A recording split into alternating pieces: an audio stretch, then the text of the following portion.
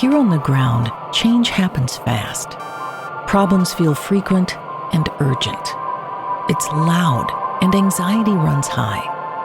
From a satellite view, the Earth looks the same as it did thousands of years ago. We've been here before. Let's learn from our past and shoot for a better future.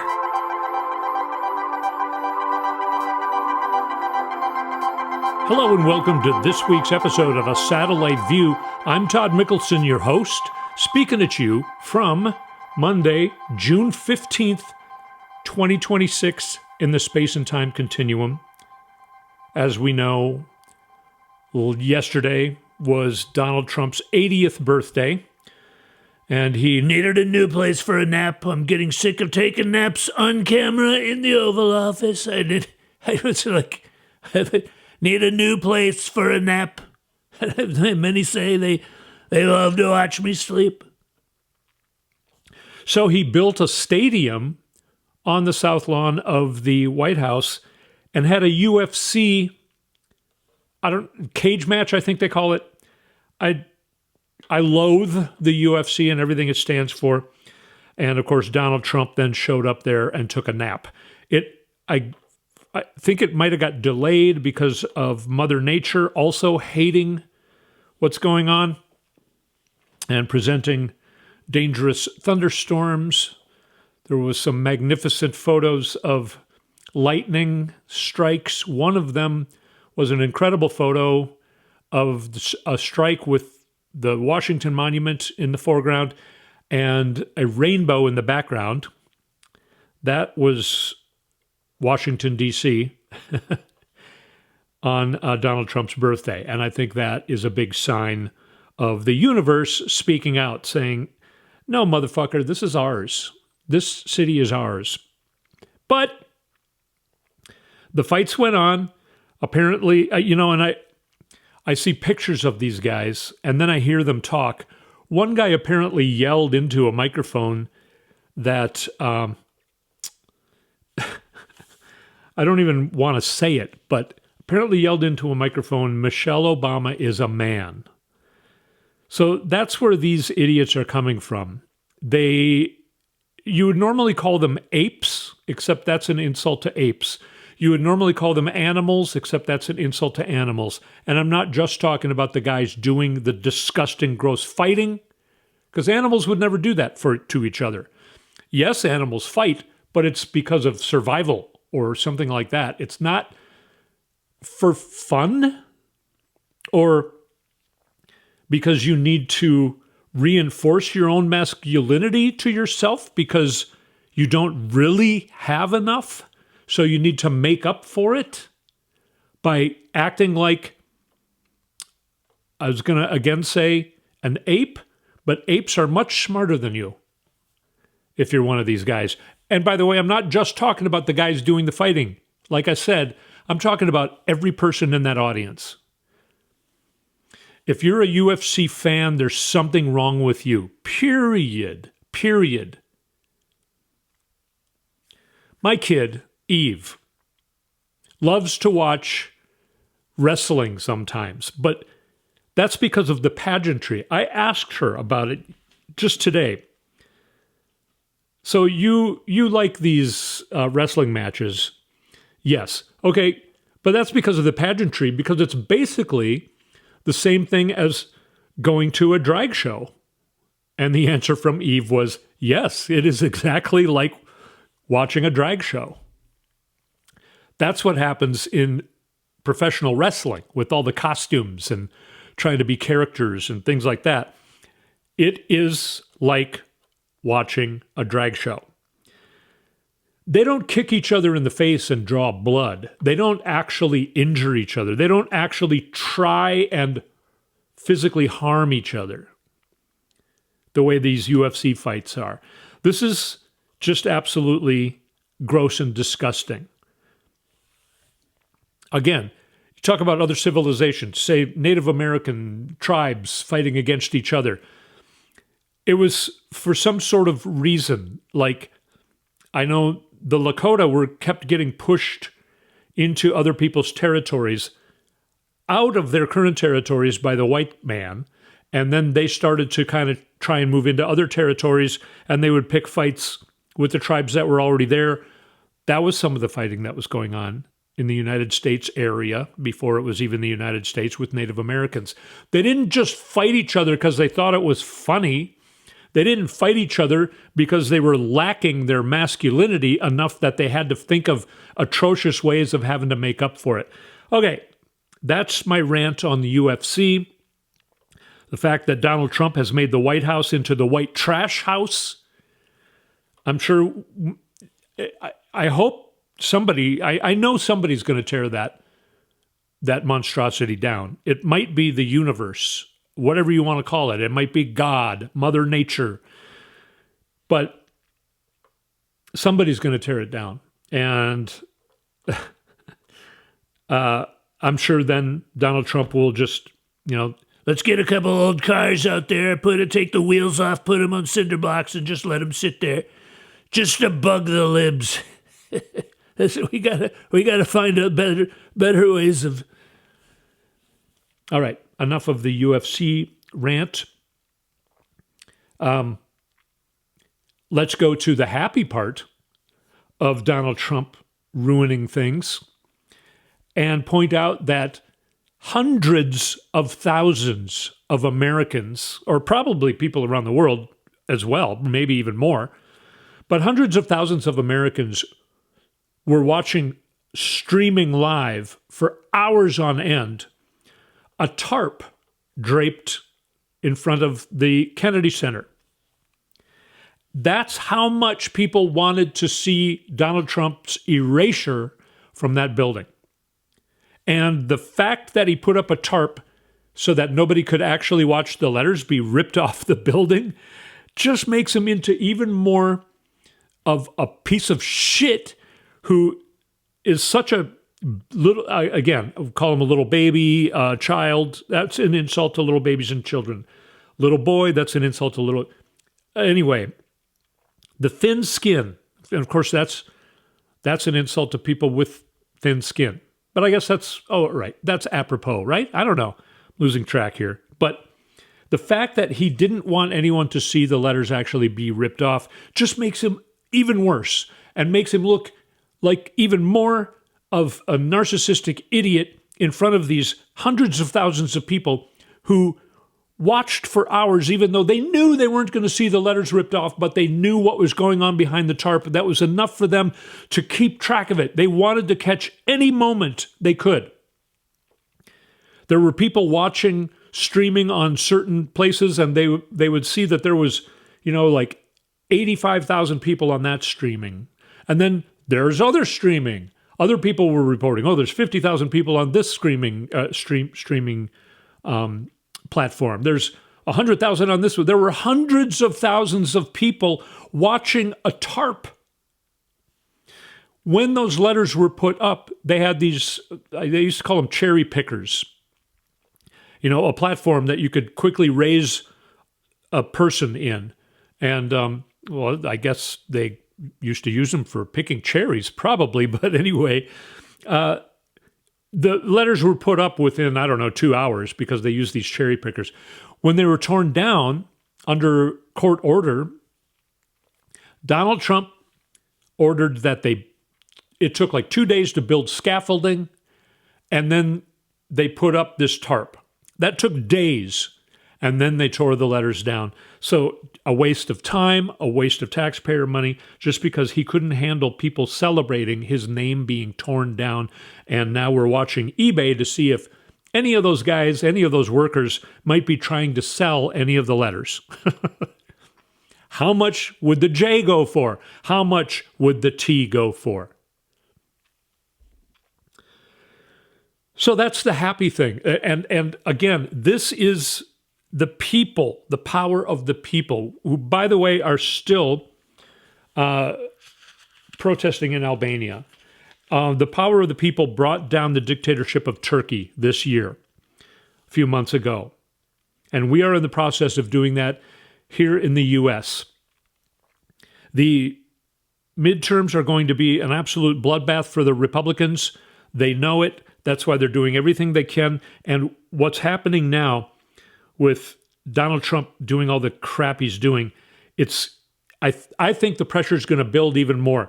The Epstein file, what was released this week about what's going on with the Epstein files, is a huge deal. It's a huge deal. Everything is at a fever pitch, ready to burst right now. And the administration knows it.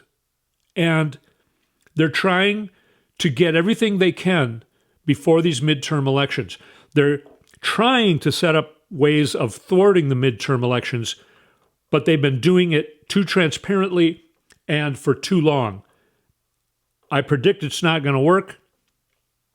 I predict these elections, they're not going to be able to do the same thing they did in 2024 with Elon Musk using his satellites and all that kind of stuff, because this isn't one presidential election where everything's focused on the one election and then things roll down from there.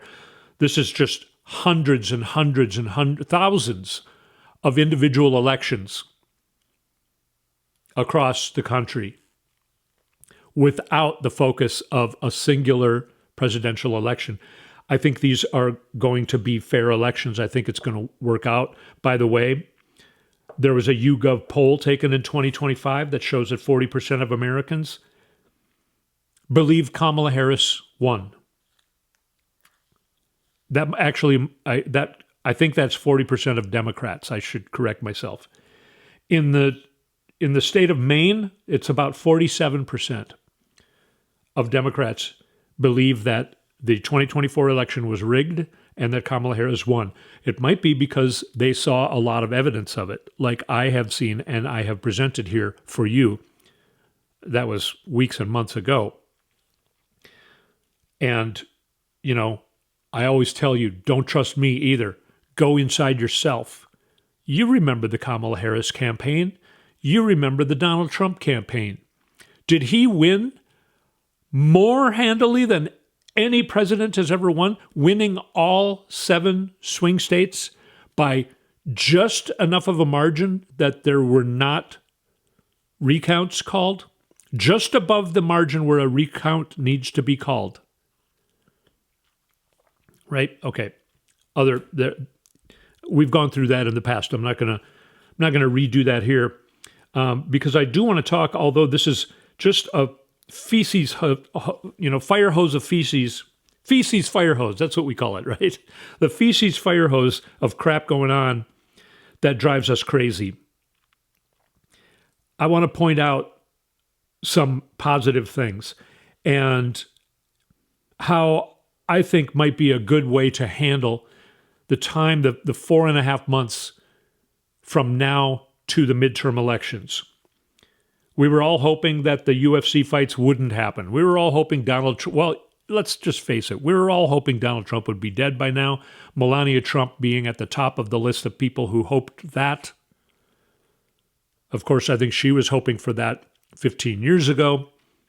But anyway, he's still here. This crap is still happening. Things are moving too slow.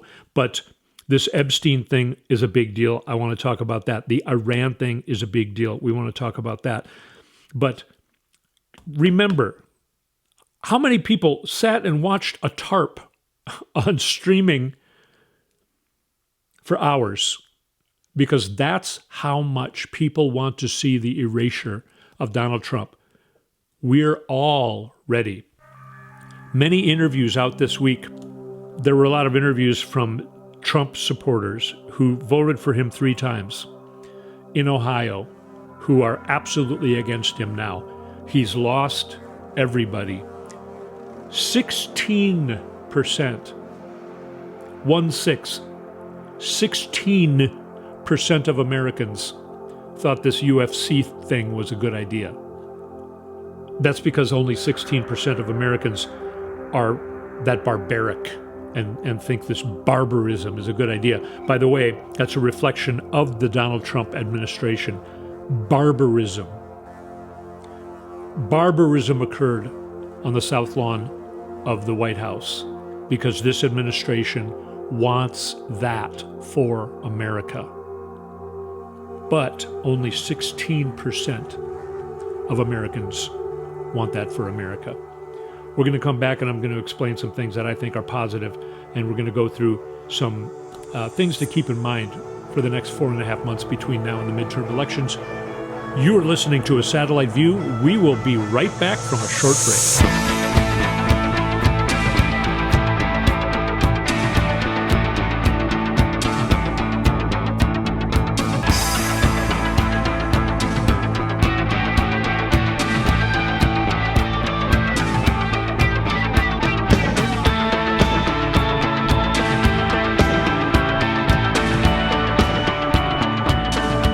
And we're back on A Satellite View.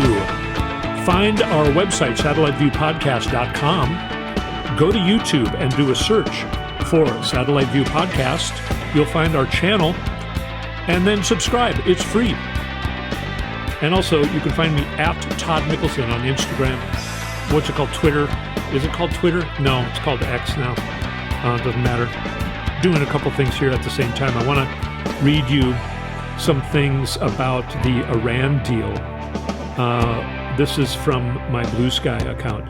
Mrs. Betty Bowers writes, and I agree, Donald Trump is so breathtakingly incompetent, he spent billions to blow the bits out of Iran up, then agreed to give them $300 billion to put it back together, and the only thing he accomplished was getting domestic gas prices to skyrocket. And then another funny thing, there's a reason public pools and fountains are not painted dark colors like American flag blue, because they absorb and retain far more heat than light grays or whites, turning the water into a literal breeding ground for algae. So Donald Trump, trying to redo the Lincoln reflecting pool, has ruined it even more. It's got more algae now than it did before because he painted it dark blue. Because he's an idiot. Midas Touch says about the Iran deal. In other words, the U.S. gives Iran everything it wants immediately, including billions in cash, for a pinky promise to negotiate a future deal on the things the U.S. wants. And Donald Trump is in a meeting with Macron saying, and Barack Hussein Obama was the worst thing ever. Just like, sir, you're sleeping. Wake up. He gave them $1.7 billion of their own money, and we're not doing that. No, you're giving them $300 billion. Anyway, it's all maddening. It's quite maddening, and I don't know if you saw, then Donald Trump goes to France for the G7 and falls asleep as Macron, he looked so sickly. Macron begins talking. Donald Trump speaks, and then Macron begins talking, and right away, I'm not talking 30 seconds in, I'm talking 2 seconds in, Donald Trump is starting to nod off. His eyes, it's like he's blinking, but when they go closed, they stay closed, and he leans a little to his right, and then they come open again, and then he closes it, and he's nodding off. It's just, he looks horrible.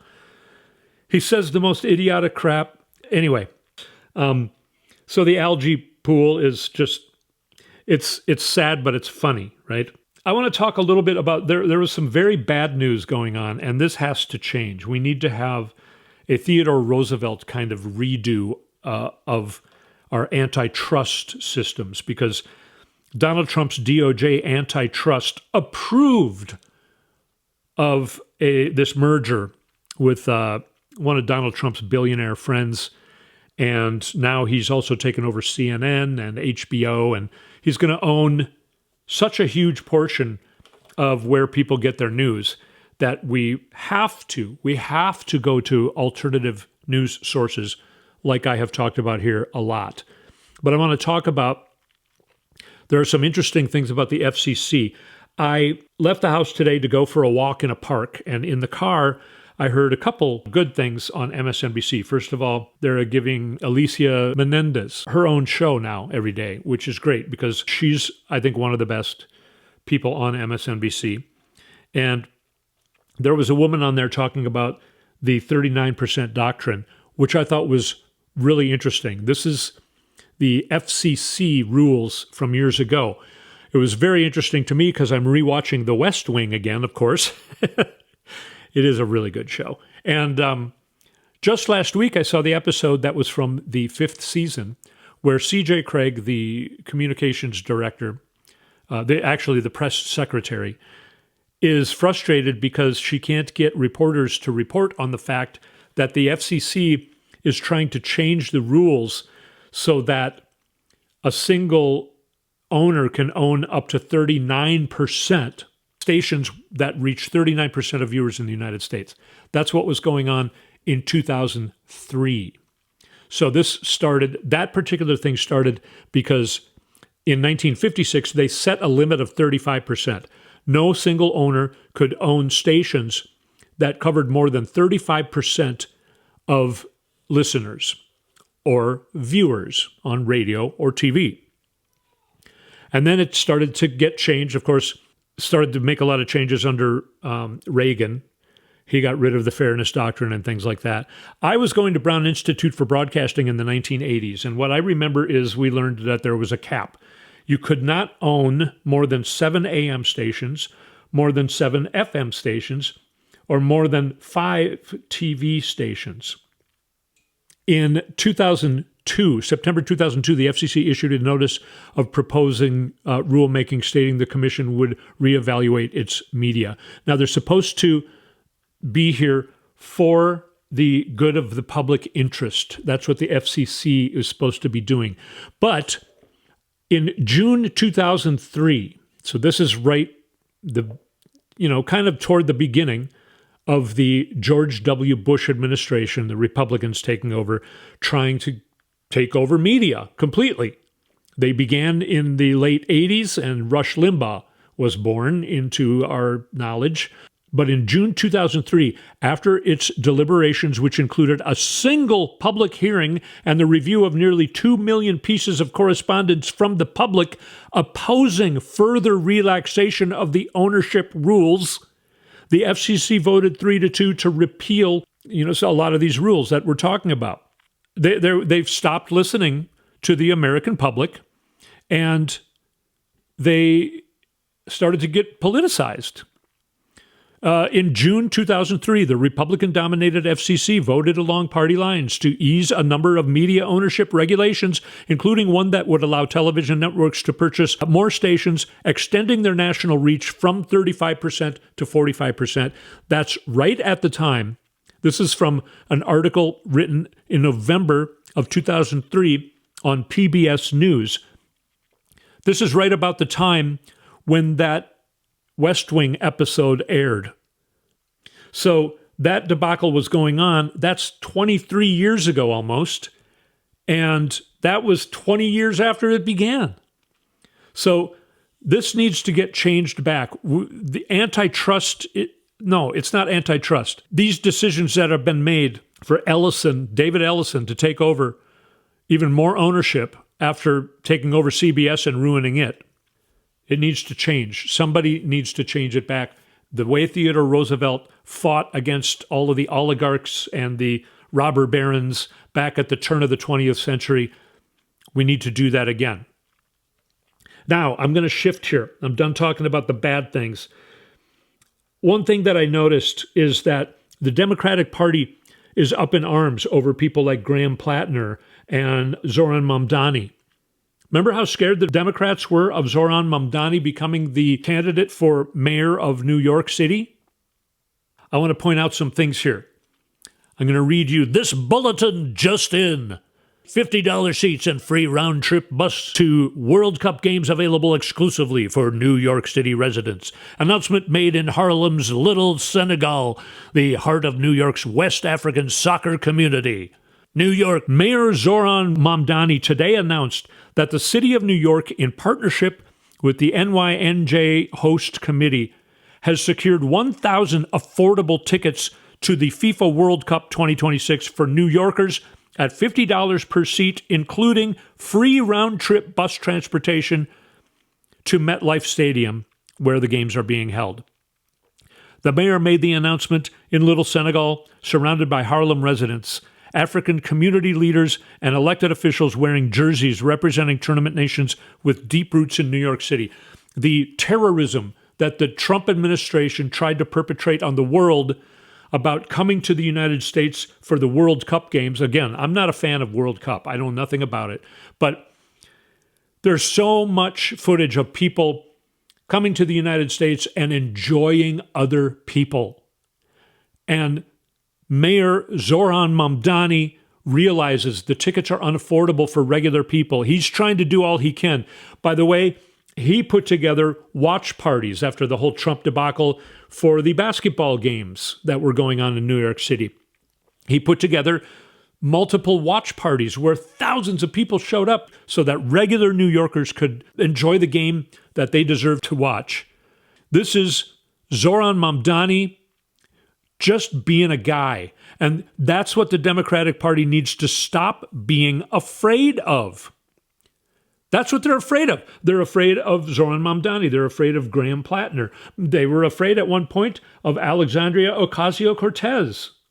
They were afraid of James Tallarico. These people are just being people. They were afraid of Pete Buttigieg just because he was gay. Pete Buttigieg is a great messenger. We've seen him go on Fox News and flummox the hosts because he just talks like a guy. Now, this is something that the Republicans used to get credit for. Everyone wanted to have a beer with George W. Bush because he was a fucking idiot. And the idiots of America were like, I like him. I understand him. Because he talked like a regular guy? No, he didn't talk like a regular guy because I didn't understand him. I didn't understand how we could have elected such a knob to be in such a high place. Donald Trump? Is he a regular guy? But people thought, oh no, he's just talking to us, the regular people. Now all those regular people are pissed at him because he's basically become a king saying, let him eat cake while he's falling asleep at his own UFC, multi-billion-dollar event with putting billions of dollars in his friends' pockets, while all these people who voted for him because they thought he was plain spoken for them and was sticking up for them, now they realize he never gave a flying fuck about them. Now, Zoran Mamdani, does he give a fuck about his constituents? It looks like he does. And he makes sense when he talks. Graham Plattner, he got more votes than any Maine candidate in a primary ever in Maine history. He blew it out of the water. And even the people in Maine, we talked about this over the last couple of weeks, even if they're like, well, I know that some of these stories about his past, but that makes him a regular guy. And what he is saying really makes sense to me right now. Graham Plattner is a great messenger. You know why? Because he's just being a guy. He's making sense. Not to the dumb people who vote for Trump. I'm sorry if you're listening and you voted for Trump and you think I'm calling you dumb. You were dumb when you voted for Trump. Hopefully you're no longer dumb. But that was pretty fucking stupid of you. And I'm not going to pull that punch. You're welcome here with us if you've seen the light, if you found your way. Graham Plattner is asking for redemption. Wow, what religion does that? You're supposed to ask Jesus for redemption. The church I was forced to go to as a child was called Redeemer Lutheran Church. Jesus is the Redeemer. Graham Plattner is asking for redemption. He went through hard times. Now he's a different guy. And he wants to work for the people of Maine in Congress. Alexandria Ocasio-Cortez, AOC, she works for her constituents. And she makes sense. She said, we talked about this last week, when we get the government back, I want to use the federal government to create affordable health care, to create affordable education, to create affordable groceries at this point. That makes sense to me. James Tallarico says, if you're a young person right now, you're disillusioned. And that, when you actually analyze being disillusioned, that means you're no longer illusioned. Now you see the light. That's what, quote unquote, being woke is all about. We woke up from the slumber. They can't put the wool over our eyes anymore because our eyes are wide open and we won't allow it to be put there. That's why they're so scared of woke, because woke makes them powerless. They want us to stay asleep. And now our new wave of candidates, including Mamdani, who's no longer a candidate, he won his election handily, and he's doing a kick-ass job, and New Yorkers love him. Graham Plattner is in the process of being a candidate, winning. So is James Tallarico. AOC is a candidate again, but she's going to handily win because everyone loves her. Her constituents love her because she has not let them down. These people speak sense. That's what we need to do. Stop listening to people who studied political science, who then became a consultant of messaging, and just go inside yourself and be a human and say what you see and what you think. That's what we want. That's what everybody wants. And that's what's happening now with these younger new candidates. When I ran 15 years ago, more than 15 years ago, 15 years ago, when I ran, I was so careful because it was I can't say what I really think about certain things or it'll hurt my chances. Then I ran a second time and I was like, no, that's not right. I learned that people want me to say what I really think. They want honesty. They don't want you to look like you're being careful on what you're saying when you're answering a question of theirs. They want to hear your answer, your actual answer.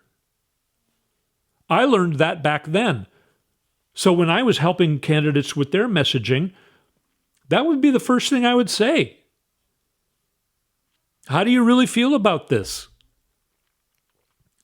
Because really, that's how people feel. We're all humans. It's not like I'm a candidate and the constituents are the voters and we're like two different species and I have to fool them into voting for me. That's not how it's supposed to be. And these younger people who are now successful candidates winning primaries and are going to then be successful in their elections, I predict, they know that. They see the voters as being fellow human beings. Wow. Does that make sense? That's the direction we're going. That's how we're going to take back planet Earth from the darkness. That's what we're in the process of right now. But those forces that right now have control of the government in the United States, they're a cornered animal. And they're going to do all they can to survive. And it's going to get worse and worse. We see that happening. To me, this UFC fight is pretty horrible. But there are even worse stuff going on. We know that. But when I went for a walk today in a park, the birds were still chirping. A deer and her fawn, very small fawn, came running through our yard for the last 3 days in a row. The sun is still shining. The trees are green here in Minnesota. The lakes are beautiful, blue, reflecting the beautiful blue sky. That's all still here. You're still here with your health, your well-being at whatever level that might be. Enjoy everything you can enjoy. We're all still here. We're working on it. And we're sticking together and coming together in a way that we never have before. Hundreds of thousands of people watching a tarp just because they knew what was going on behind that tarp. The erasure of Donald Trump. The whole world is protesting against these dark forces. That's what's happening now. You're a part of it. I'm a part of it. Let's stick together. And we will come out the other side of this. And we will do things like AOC is talking about. We will use the federal government for good things. Instead of just making rich people richer, we will make affordable health care and affordable education. We will help the people of America instead of ignore them. like the Republican Party has been doing for decades and decades now. And some Democrats have been doing that as well. We're all people. We're all the same. We want the same things. I thank you so much for being with me through this whole show and for being with me for all the times that you've been with me in the past. I will be here with you, and together we will get through this. Again, thank you for being here this week. I will speak to you again next week.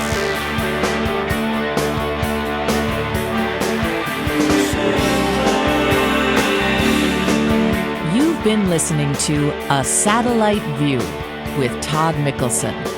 Go to toddmickelson.com for links and more information.